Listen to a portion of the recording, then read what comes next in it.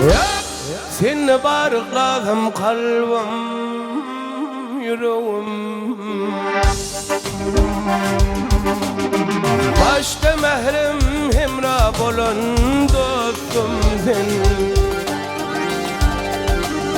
Sen bilen atardım çayım çöreğim.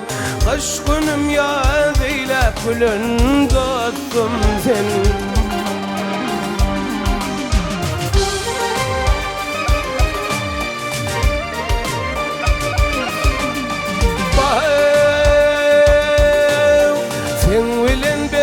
Kuşak verdim dilimi, kuvandırdım kırır gözüm ilimi.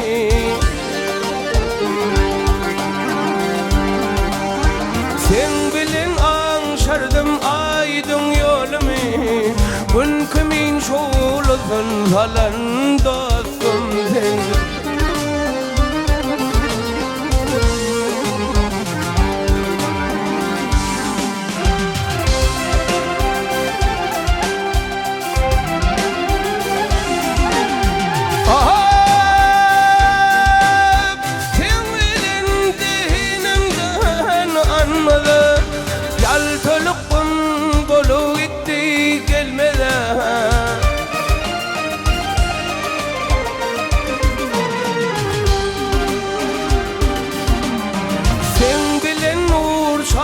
Ayım yırmada her işte hem ayet kılan dostum sen.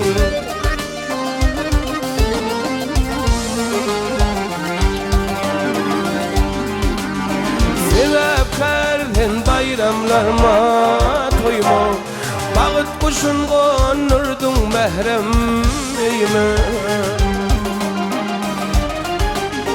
Dostumu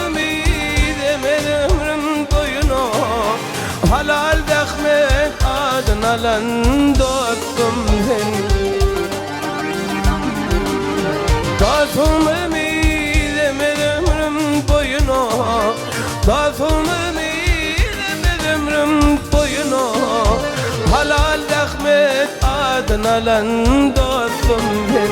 Her işte ayet kalan dostum sen.